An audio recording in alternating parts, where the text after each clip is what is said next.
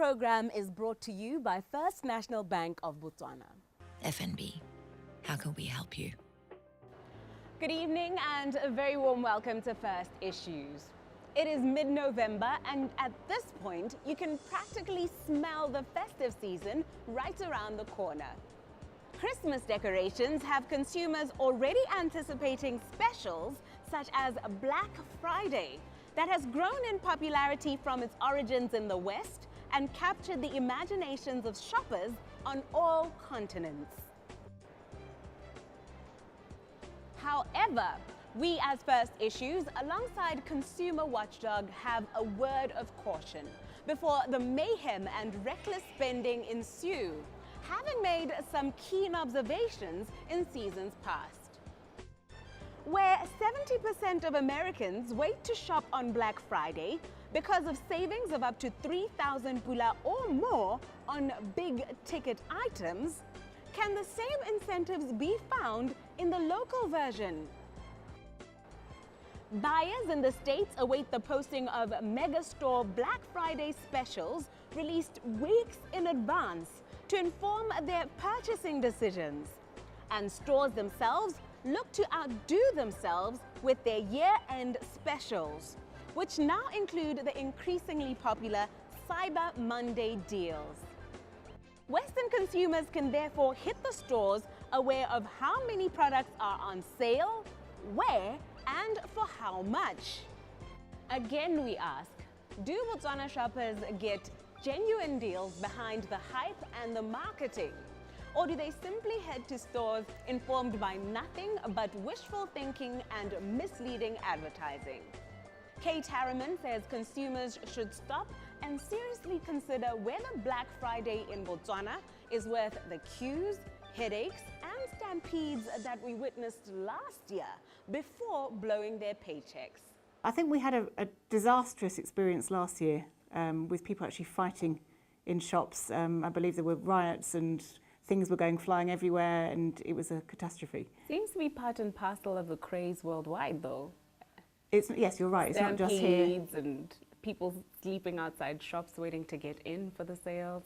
And I think that's where, shops have done very well in terms of marketing because they've marketed it as you get the bargain of a lifetime. But are you really getting the bargain of a lifetime? That's what you have to ask yourself. And I think, if you look first come, first served, so that's what leads to the pressure of people pushing and shoving and things going flying. But I think the start point is, let's ask, is Black Friday offering you the value you think you're going to get? How do we go about investigating that? How do we determine whether or not we are getting the sale of a lifetime, as you say? I think for a consumer, the first thing you need to ask yourself is, do you know what it is you want to buy? So unless you have money to splash on things that you might not need,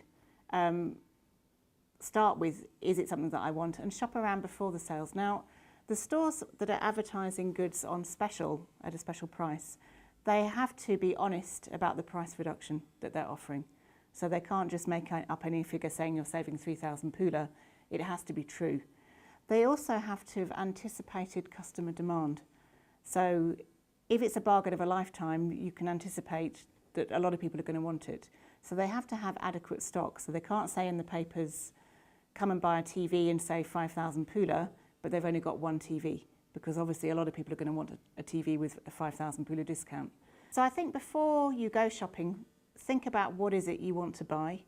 Do your research first, so go to the shop the week before and see what the prices are. And also, I think the other thing to be very wary about is what brand are you buying? So it might seem that you're getting something very cheap. So you might be getting a very cheap TV, for example, but is it a well-known brand? Is it a brand you can trust, or is it a brand that's going to break after 6 months? And talking about breaking, the other thing to find out is also what are the warranty conditions. So if you're buying anything electrical and it's on special, find out before you buy, will the 12-month warranty that you normally get with a brand new electrical item still apply? It seems to me you're saying we shouldn't trust the stores. We shouldn't take what they're offering at face value. We are pretty trusting when it comes to an advert that's telling you, or a flyer that's telling you you're saving 500 pula or 1,000 pula. Are you saying we should be skeptical? Our policy as Consumer Watchdog is to always be sceptical, regardless of what you're doing as a consumer. Yes, I think you should be sceptical because obviously stores are there to make money. And the reason they're offering you specials is because they want lots of consumers to come in and buy things from them. And this is part of the run up to Christmas. It's leading into what's happening in Christmas. But are you always getting the bargain you think? Now, if you're going to get rid of stock, presumably you're going to get rid of stock that you've already had in, and it's stock that perhaps has been sitting there for a long time. So it might not necessarily be the latest model that you're buying. It might be stock that's been sitting there for a year. It might be stock that they want to get rid of before they get the new stock in, ready for Christmas. So I'm not saying it's not going to be a bargain, but it's a question really is it a bargain that you want, and is it a bargain for you? So if you go out and buy something that you don't really need and you regret it later because you bought a TV, for example, with a brand that you don't know, it might not land to be the bargain that you think it's going to be. What blatant violations of consumer rights have you as Consumer Watchdog encountered, especially during this season? The first thing I would say is looking at what happened last year. I know in Harriman we had problems. Are you safe? Because a store has an obligation to you to protect your safety while you're there. So if you're injured while shopping and it's the fault of the store in any way, they have obligations to you as a consumer. So I think the first thing stores need to think about this year is look back to what happened last year and have they got adequate security? Is there a plan for how to make sure that consumers are safe while they're shopping? The other issue consumers should be aware of is expiry dates. So stores on Black Friday are not just selling non-perishable items, but they might be discounting food or drinks that have been in stock. So make sure before you actually rush ahead and buy a case of whatever it's going to be that you've checked that the expiry date is suitable for you. So it is an offence to sell items after the expiry date. So make sure you check before you buy. We're heading for a quick break. When we return, Kate Harriman continues to educate us on Black Friday deals.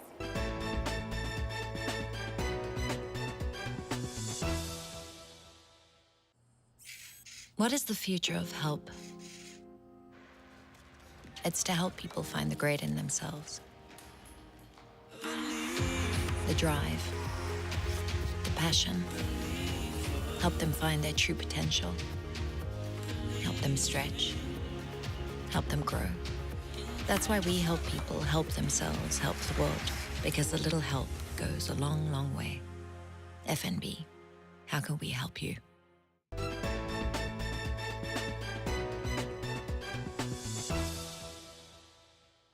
What should consumers do if they come across anything suspect, such as maybe a misleading advert of a discount or a store selling expired products? What recourse? What can they do in that moment? First thing to do is to challenge it with the manager of the store concerned. So if you see something that's untoward, go and ask for the manager and get them to fix the problem there and then. That's the best solution. Obviously, we've been talking about the consumer protection regulations. Consumers have the right to refer to the relevant authorities for enforcement action to be taken if they feel their rights have been breached. They can also come to Consumer Watchdog if they'd like us to alert other consumers and also investigate. Name and shame. Name and shame. It's quite interesting. Our Consumer Watchdog Facebook group, we have about 119,000 consumers in our Facebook group who are naming and shaming, and the impact that can have on a store can be quite significant. So what I'm getting from our discussion is to keep a level head, make sure you know what it is you want going into the sale season, know the prices of the things you want beforehand so that you can gauge whether or not the sale is significant or not. And of course, ask questions. Know about what you're buying, whether the warranty will still be valid, whether there'll be refunds offered, and so forth when it's being sold on sale.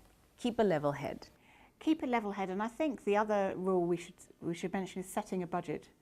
So before you go crazy with your debit card or your credit card or your store card, make sure you've thought through what is my budget, what can I afford? Bearing in mind, yes, you might get a very good bargain. We're coming up to Christmas. People are out there shopping, but don't go crazy. And any other advice?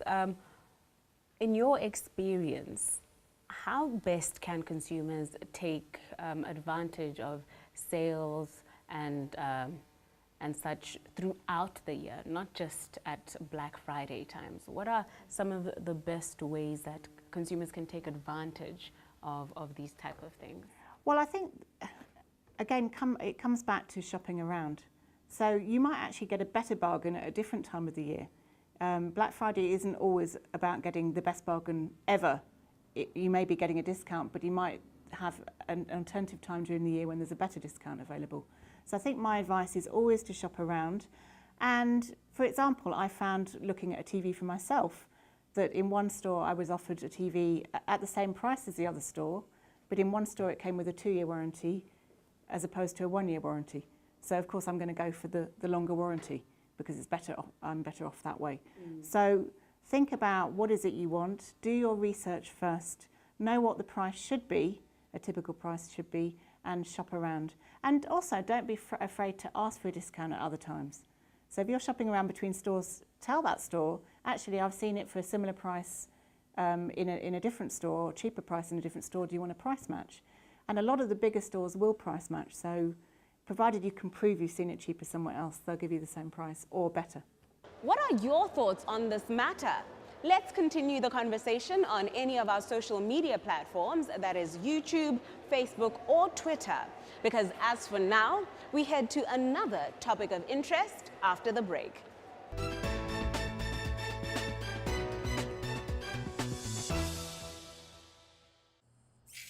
What is the future of help?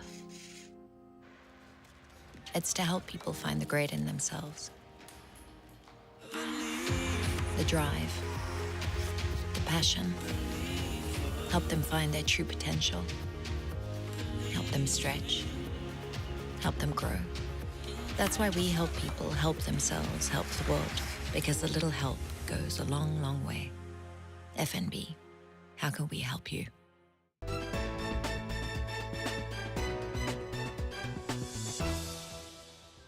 Welcome back to First Issues. We have noted marked momentum at the Botswana Stock Exchange recently. The relocation to swanky new high-rise offices, the introduction of the increasingly popular bell-ringing ceremony, and of course, the coming of age of the institution as a company a few months ago, changing its name to the Botswana Stock Exchange Limited.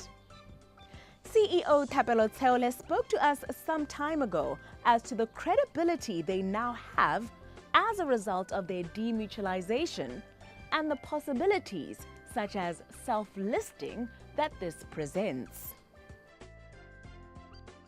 It's been exciting to talk about the future of the exchange, possible self-listing, demutualization and all of that.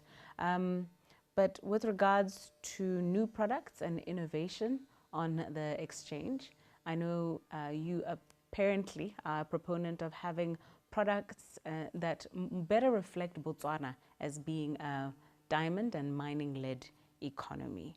Could you please elaborate as to the opportunities there, maybe the missed opportunities there? Yeah, I think when we look at the economic structure of Botswana, you realize that it's dominated by mining.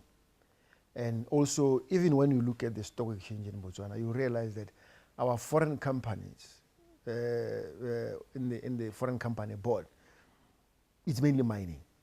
And mainly dual listed stocks, some listed in Australia, London, and Toronto, and with dual listing here. They form a substantial part of the sector, of foreign sector. So the most important thing from our point of view was that we need to be innovative enough to create products that are tradable in the stock market. That's around mining. This can be around coal, this can be around diamonds. And one of the things that we have been working on for the past 2 to 3 years is to somehow create a product that is diamond linked. But of course, the diamond, unlike other commodities, is a very complex product. if you have a stone of diamond worth a certain amount, maybe 100 pula, you cut it into half. It doesn't necessarily follow that it will be worth 50 pula, 50 pula. The price dynamics are different. But with gold, when you have a bar of gold worth 100 pula, you cut it into 2 pieces, it will be worth 50 pula, 50 pula. And also you have diamonds of varying colors.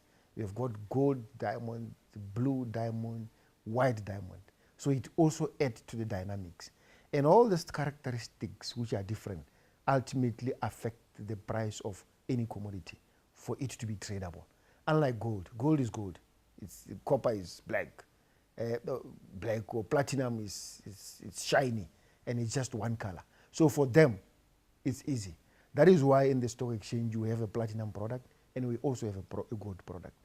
But discussions are still going on with a number of people to see how we can improve the innovation of the products around diamonds. But it is very difficult and it will probably still take some time. But I think for us as a stock exchange that is fast developing, is one of the areas where we are channeling a lot of energy to. And I'm very hopeful that we will achieve something. Which other innovations can we look forward to in the near future? Some of the things that we are looking forward to in terms of the products that are tradable is the depository receipts, where we simply take out shares of major companies that are trading globally or doing business globally. We structure them in a form that they can be tradable here, representing the exact shareholding or the exact shares in the market. These are called depository receipts. For example, Apple shares, we can create a depository receipt out of Apple shares or Facebook shares, and then we put up them in our market. And then when somebody buys shares here, he knows that the underlying shares are either for Apple or for Facebook. That is what we call a depository receipt. It's one of the things that we are looking forward for. Two in the next few or so months. The other one is the short-term papers in the bond market, where we can actually, instead of creating more than 1 year or 2 year bond papers, we can actually create a 3 months paper where investors can actually just invest in.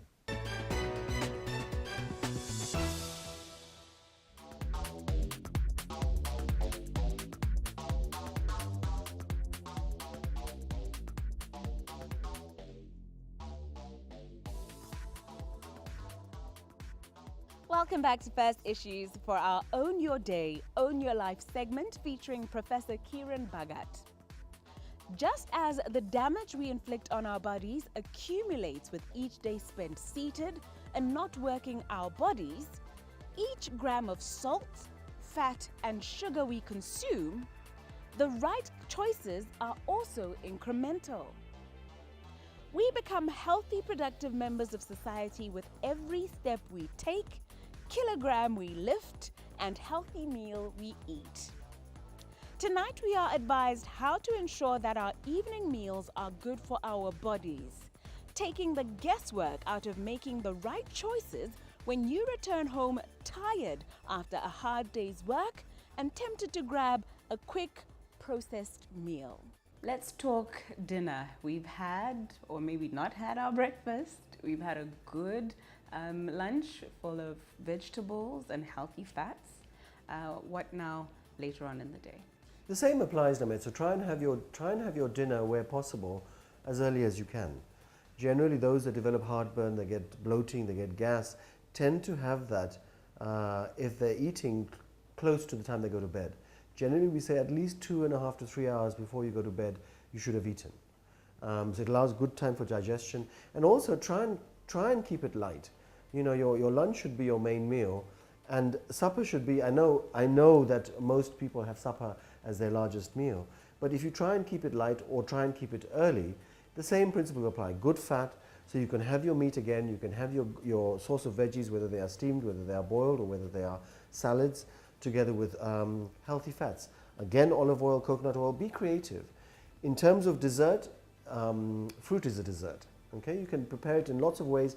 We've talked about this before. Fruit juice is not a good idea. It's almost as poisonous in terms of its sugar content as the fizzy drinks. Coca-Cola and Sprite are almost the same in terms of red grape and any other mango juice that's on the market. It's heavily squeezed. So, you know, the good Lord and nature prepared the fruit with fiber.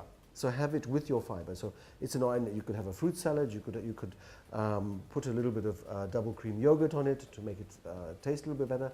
A sprinkle of honey on it. Some nuts on it. That's a good dessert. Stay away from the sugars, particularly at night, because they will drive your system. They'll activate your system. They'll awaken your system. And remember that the problem with sugar at night is that when the body contains too much sugar, it rushes out a chemical called insulin, which rushes in to drop the sugar, because sugar is toxic to the body. And so you may actually wake up at 2 or 3 o'clock in the morning feeling peckish because you've eaten a heavy load at night of sugar. So keep the supper early and keep it full of healthy fats, protein, and good carbohydrates. We're talking about the vegetables in your carbohydrate. If you really have to have a carbohydrate, which we traditionally call, whether it's sorghum, whether it's millet, lebelebele, whether it's bread or rice, try and keep it to the bare minimum, because all those processed carbohydrates are really not good for you. The grains that we are eating are grains that the body is not used to. You know, they're generally genetically modified. They're full of insecticides and pesticides and organocides. If you analyze the quality of the grains that we're seeing today, those things are the things that we're ingesting. Similar to the grains that we are feeding some of these chickens in poultry farms, that, you know, they're grass-fed, and all of that stuff that is being condensed into the meat is what we're consuming. So you've got to be careful about what you're trying to do. Would you advocate for somebody having meat breakfast, lunch and supper? I tend to keep the meat light in terms of its quantity. I prefer a mixture of fish, chicken, turkey, a little bit of sardines or fish that is either oily fish, sardines or mackerel, or from my own, trout. In terms of the meats, I tend to suggest a mixture of white meats such as chicken and turkey, and the occasional beef or lamb or mutton. Spread it. There's nothing wrong with the meat, as long as you keep it lean and as long as you don't fry it. Everybody loves their crispy bacon and loves the crispy sides of the steak. These things have been found not to be good for you, so try and keep away from those things. And I want to talk, in terms of evening, there's usually the time where people want to unwind and have a glass of wine or a tot of whiskey. It's fine, but remember, when you're taking your alcohol, the alcohol is important as long as you have not more than 1 or 2 glasses of wine or a tot or 2 of whiskey. But it's the sugar content in that people are not appreciating. You know, a can of beer is at least 3 or 4 teaspoons of sugar. A glass of wine, again 2 or 3 teaspoons of sugar. So you have 2 glasses, you're consuming already 8 or 9 teaspoons of sugar. So remember the sugar content of the alcohol that you're taking. You make sure that if you're taking more than 2 or 3 glasses of wine, to hydrate before you go to bed, because you wake up dehydrated. This program was brought to you by First National Bank of Botswana. FNB, how can we help you?